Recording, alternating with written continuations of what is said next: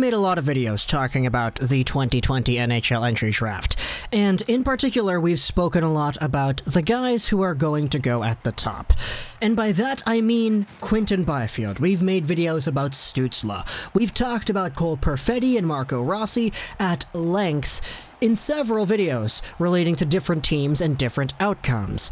However, we've been kind of ignoring, to some extent, the first overall projected pick in a lot of these conversations. So today, instead of getting into a hypothetical, oh, what if the Rangers wanted to trade the pick or whatever, oh, what if they took somebody else at first overall instead, let's just get into what most people feel is going to be the reality and talk about Alexis Lafreniere in New York.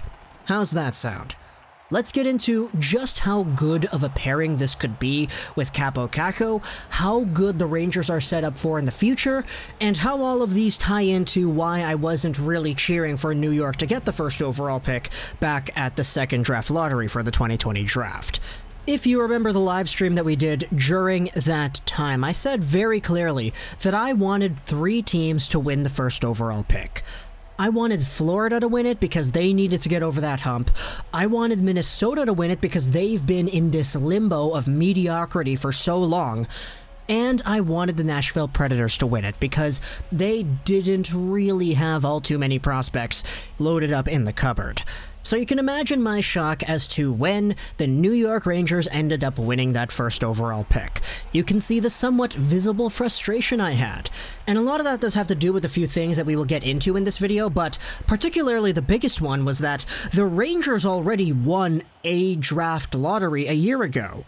Second overall is a draft lottery win. You have to win the lottery in order to get that. And they ended up doing that by getting the second overall pick and selecting Kaapo Kakko, a guy who to me is going to be an elite game-changing player in this league.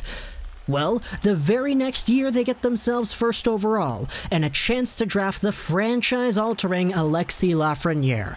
Alexis Lafreniere is going to make the NHL next season, which is why people were already projecting what line to put him on, if he would play with Buchnevich, whether he would play with Ryan Strome or Kaapo Kakko, etc. Lots of different options over here for the Rangers heading into next season.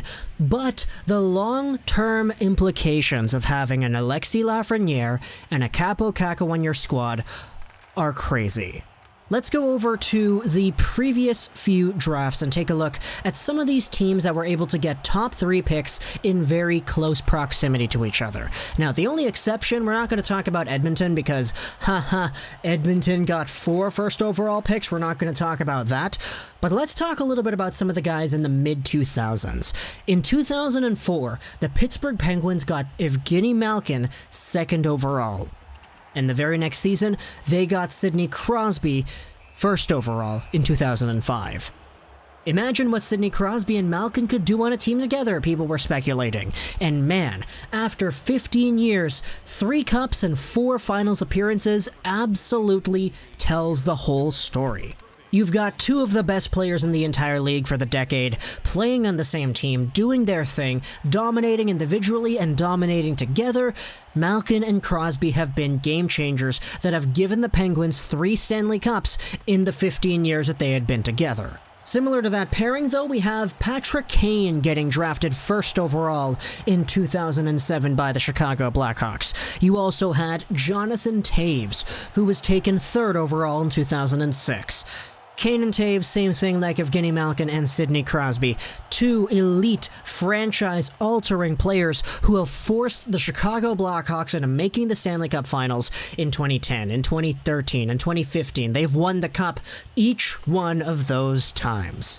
And the talent that a Jonathan Toews and a Patrick Kane can bring was paramount to their success.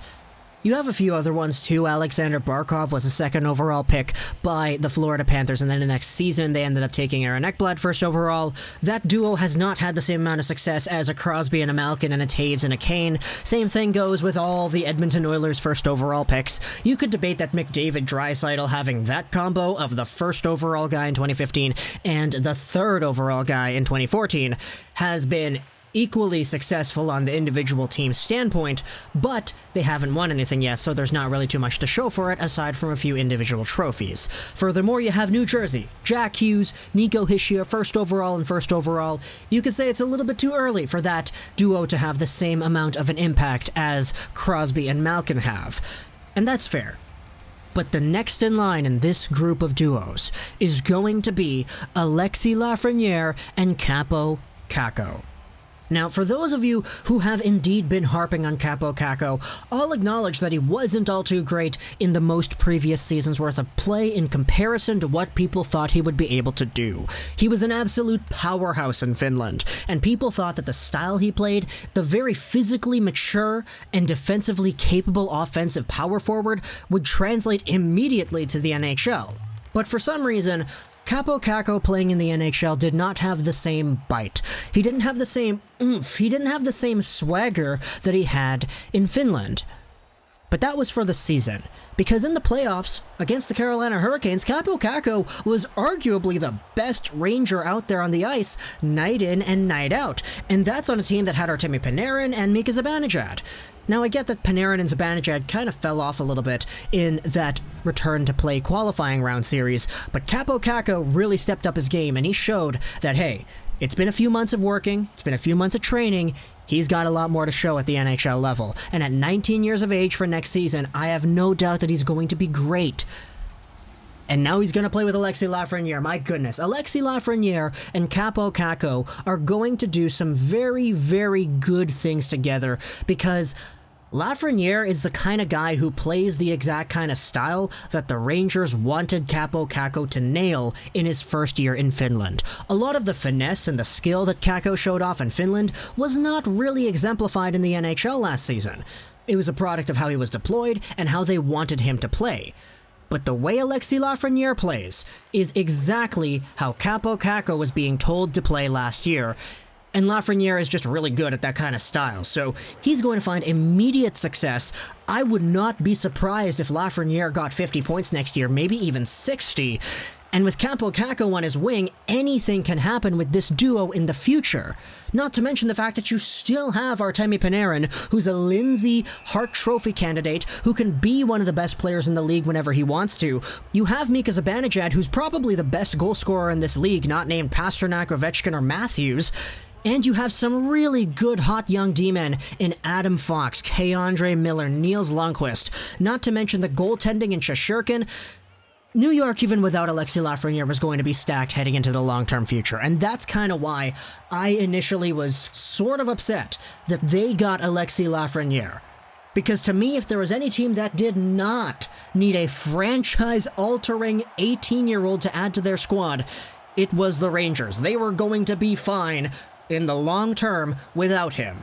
But now, we have the potential to see what would be another one of these duos coming into the league and being able to dominate night in, night out, year after year in the postseason. Who knows, maybe New York is that next team that is always finding themselves in the second round or the third round in the playoffs by the time Lafreniere and Kakko were 23, 24, 25, 26, 27 years old. Panarin is still going to be on this team by then. You're still going to have Shesterkin. You're going to have a lot of good things to look forward to, Rangers fans. And even if you guys don't have a center like you want to play behind Zibanejad, having an elite winger in Kaapo Kakko playing with a franchise guy in Lafreniere certainly would not hurt. And Lafreniere will help build the league as well. This guy being the face of the New York Rangers, as a French Quebec kid playing in New York where the spotlight is going to be on him every single night, it certainly will do wonders for growing the game. Now, I will say that I personally was not really thinking about growing the game, etc. When I saw that Lafreniere was going to the Rangers. I was just more upset, to be honest. But I can't deny, it's a very, very good outcome for the NHL to have this franchise superstar player going to the Big Apple. And what we have here is the potential for a very, very, very strong team going into the long-term future. I cannot wait to see how many individual trophies Kaapo Kakko and Lafreniere are going to win, playing along beside each other.